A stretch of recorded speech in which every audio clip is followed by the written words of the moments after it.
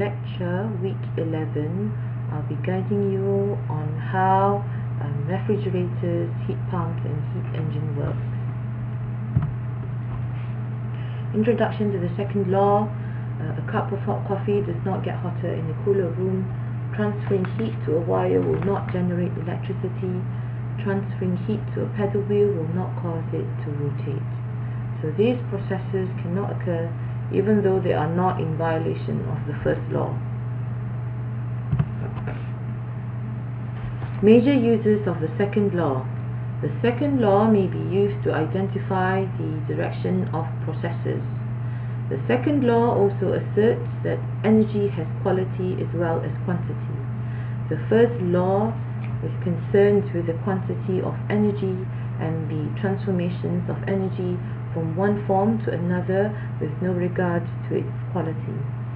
The second law provides the necessary means to determine the quality as well as the degree of degradation of energy during a process.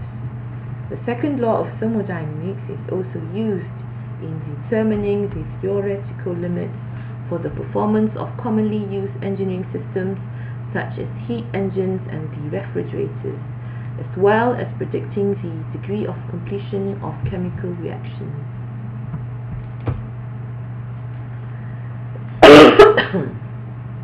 Sorry guys, I'm not feeling very well, but I have to go on and proceed with the lecture.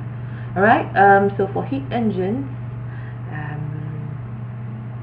this is your heat engine. So I'll be explaining on what is heat engines.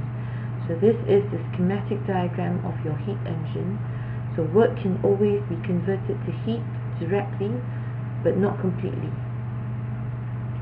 Alright, so your heat engine receives heat from a high temperature source, for example solar energy, oil, furnace, nuclear reactor, etc. So then once your heat engine absorbs the heat from the source, it will then convert the heat to work, so usually in the form of a rotating shaft. So then they reject the remaining waste heat to a low temperature sink. So this is a low temperature sink to the atmosphere, to the rivers, to the lakes, and etc. So part of the heat received by a heat engine is converted to work, while the rest is rejected to a sink. So heat engines and other cyclic devices usually involve a fluid to and from which heat is transferred while undergoing a cycle. This fluid is called the working fluid.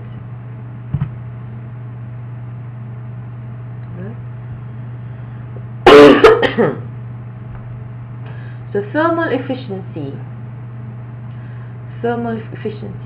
Some heat engines perform better than others. It converts more of the heat they receive to work. Even the most efficient heat engines reject almost one half of the energy they received as waste heat. Right. So this is the schematic diagram of a heat engine.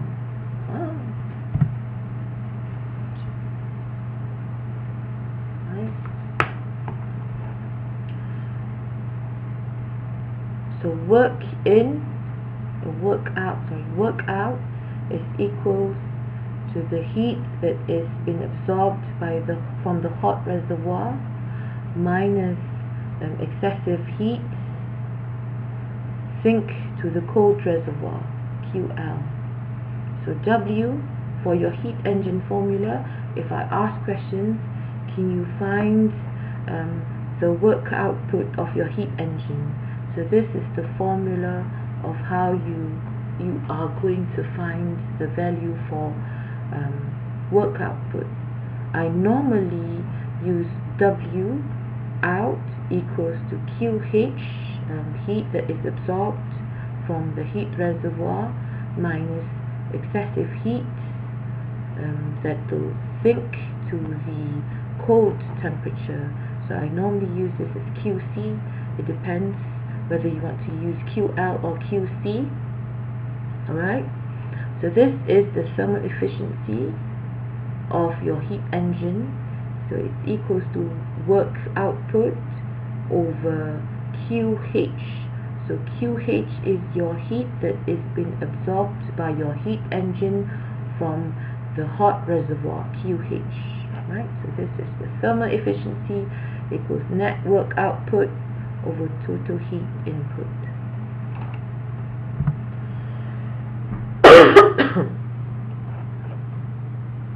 Can we save Q out?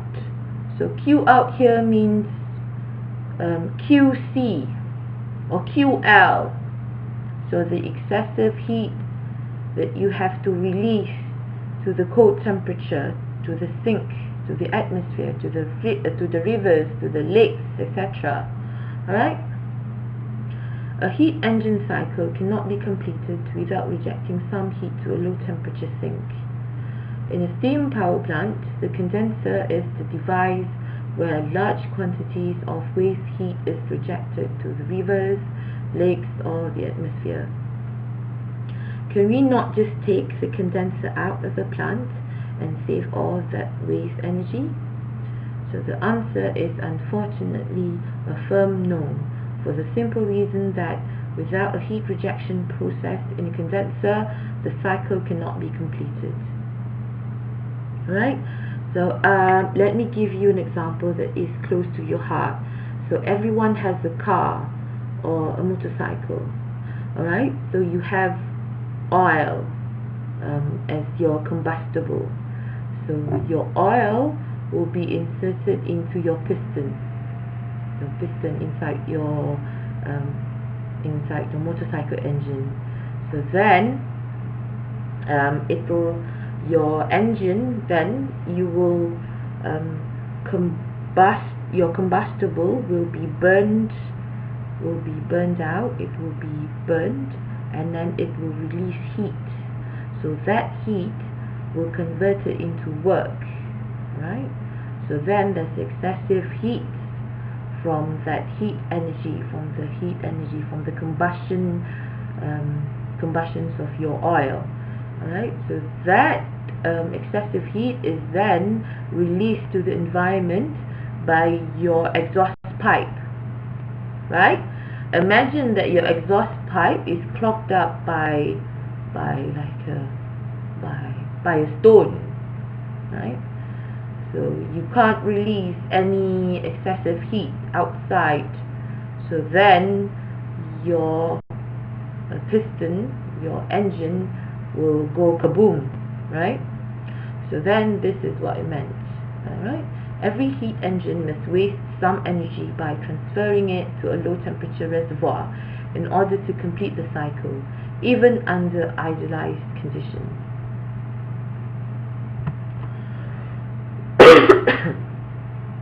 Example 3.1, you have to answer these questions for your attendance for your lecture week 11. Alright, so a heat engine absorbs 2,500 joules of heat and discards 2,100 joules of heat. Calculate the work performed by this engine and its thermal efficiency. So you have your QH.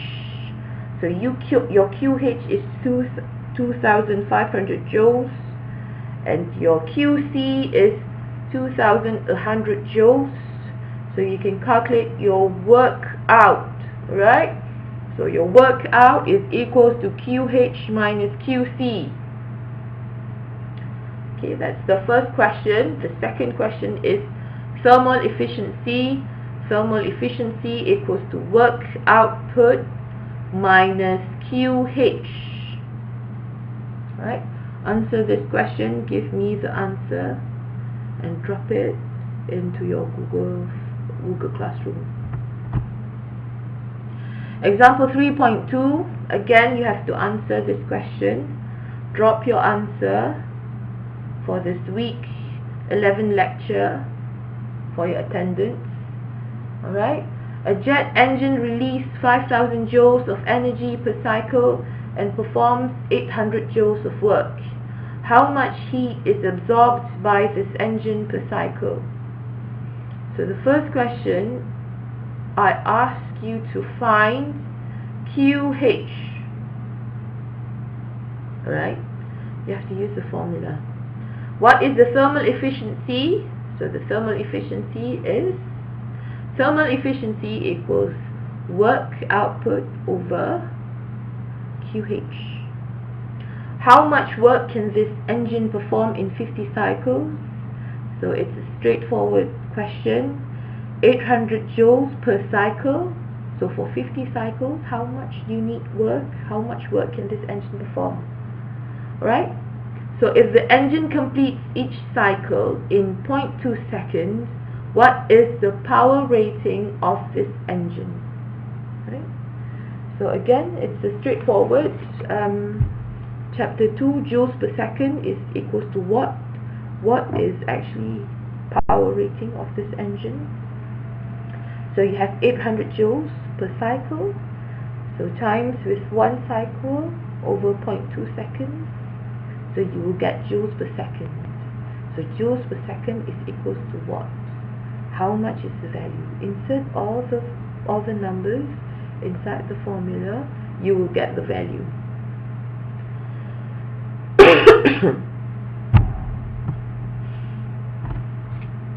Alright, now next we'll be looking at refrigerator and heat pump. Alright, the objective of a refrigerator is to remove heat from the cold medium, and the objective of a heat pump is to supply heat to a warm medium. Right? So this is schematic diagram of refrigerator, and this is the schematic diagram of heat pumps. Right? So it's different from your heat engine. Heat engine, it sucks out all the heat from the hot reservoir and converts the heat to work, and there's excessive heat that will sink onto your cold reservoir. So your refrigerator and heat pump is totally different from your heat engine. Okay, please be aware of the arrow especially, right? So for the fridge, it sucks out all the heat from the cold medium to the warm environment, so you required work in. Alright, the same goes with the heat pump. So you try to heat up your house. If you're living in the UK, it's really cold outside, you have to open your what's it called? Your warmer, not your warmer. Oh, I forgot what it is. You need to on your heater. So your heater uses a heat pump to warm up the house. So what does it do? It sucks out all the heat from the outside to inside your house. Alright?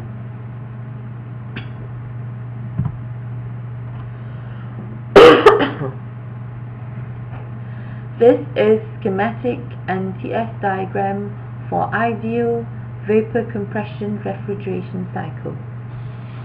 So what is vapor compression refrigeration cycle?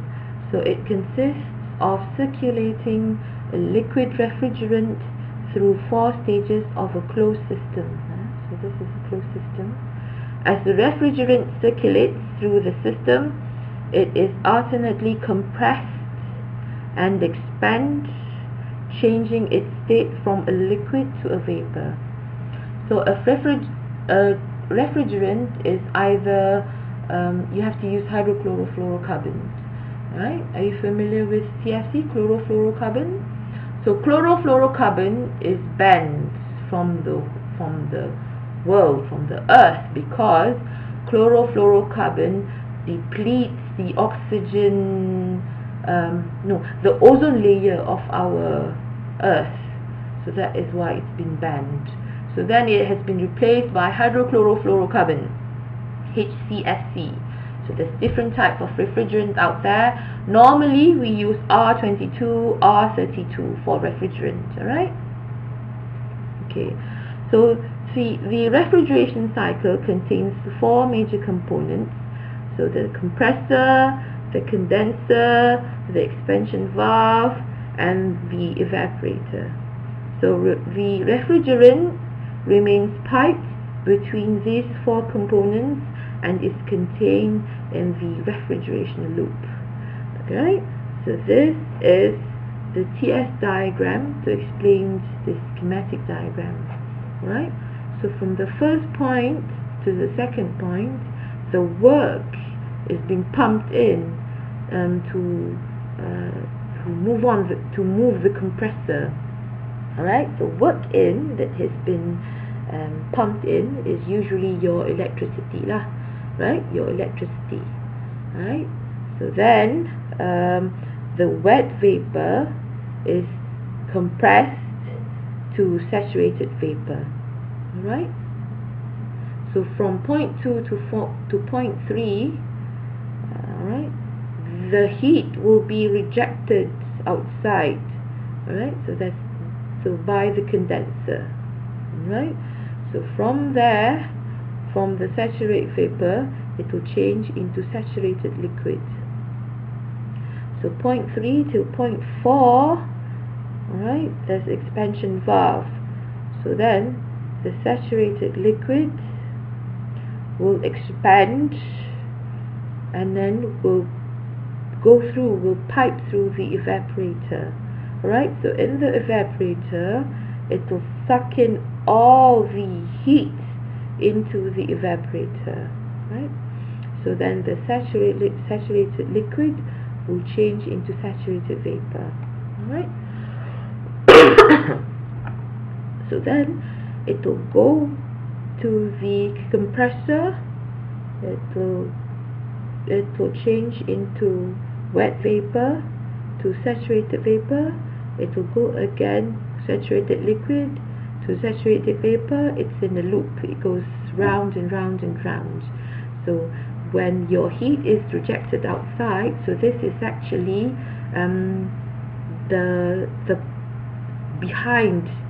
the back side of your fridge. Right? So that is why it's really hot. If you stick your hand at the back of your fridge, you will feel the heat. So the heat has been released. Alright? And then if you stick your hand inside the fridge, of course, it's really cold. Alright? So this is inside of your fridge. This is outside of your fridge. Okay? Most heat pumps in operation today have a seasonally average coefficient of performance of 2 to 3. Most existing heat pumps use the cold outside air as a heat source in winter. Air source heat pump. In cold climates, their efficiency drops considerably when temperatures are below the freezing point. In such cases, geothermal ground source heat pumps that use the ground as a heat source can be used. Such heat pumps are more expensive to install, but they are also more efficient. Air conditioners are basically refrigerators whose refrigerated space is a room or a building instead of the food compartment. The coefficient of performance of a refrigerator decreases with decreasing refrigeration temperature. Therefore, it is not economical to refrigerate to a lower temperature than needed. Energy efficiency rating, EER, is the amount of heat removed from the cooled space in British thermal units for 1 watt-hour of electricity consumed.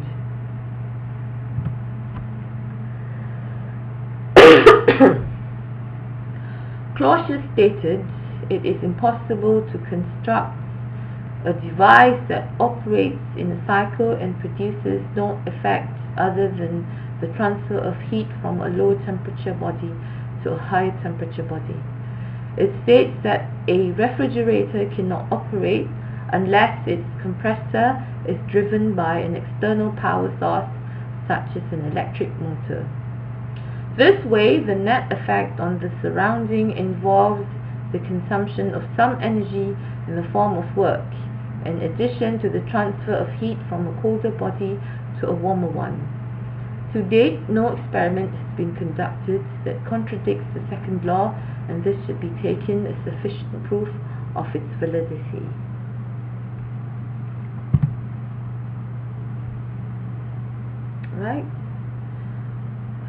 Alright, coefficient of performance for refrigerators and for heat pumps. The transfer of heat from a low temperature region to a higher temperature requires special devices called refrigerators. So the formula for coefficient of performance of both refrigerators and heat pumps is equal to desired output over required input equals to cooling effect or heating effect over work input. So for coefficient of performance of refrigerators, it's equals to QC over work input. Right? For heat pumps, QH over work input, WIN. Right?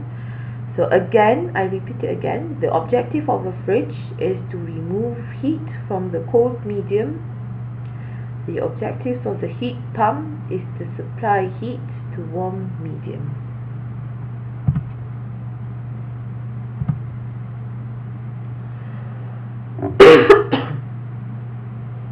The transfer of heat from lower temperature regions to higher temperature ones is called refrigeration. Devices that produce refrigeration are called refrigerators, and the cycles on which they operate are called refrigeration cycles. The working fluids used in refrigerators are called refrigerants. Refrigerators used for the purpose of heating a space by transferring heat from a cooler medium are called heat pumps. The performance of refrigerators in heat pumps is expressed in terms of coefficient of performance, COP. Right?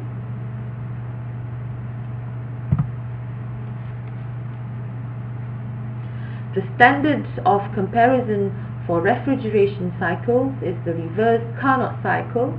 A refrigerator or heat pump that operates on the reverse Carnot cycle is called a Carnot refrigerator or a Carnot heat pump, and their COPs are, so COP for refrigerators Carnot is equals to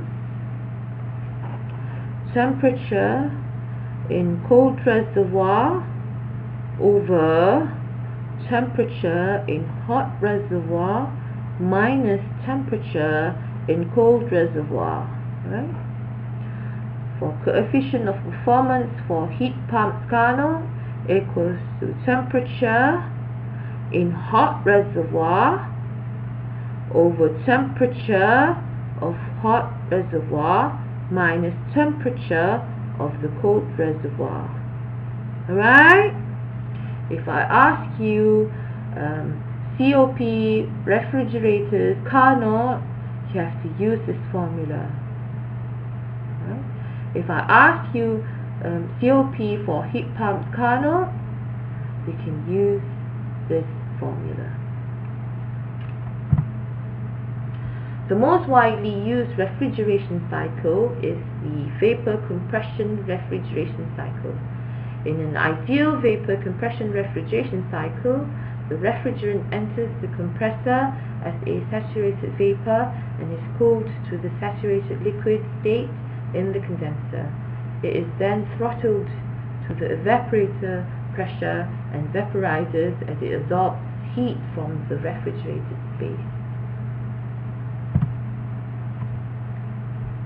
Very low temperatures can be achieved by operating two or more vapor compression systems in series called cascading. The COP of a refrigeration system also increases as a result of cascading. Okay guys, please answer those two questions. Send it off to me via Google Classroom for your attendance for week 11 lecture. Alright, thank you guys.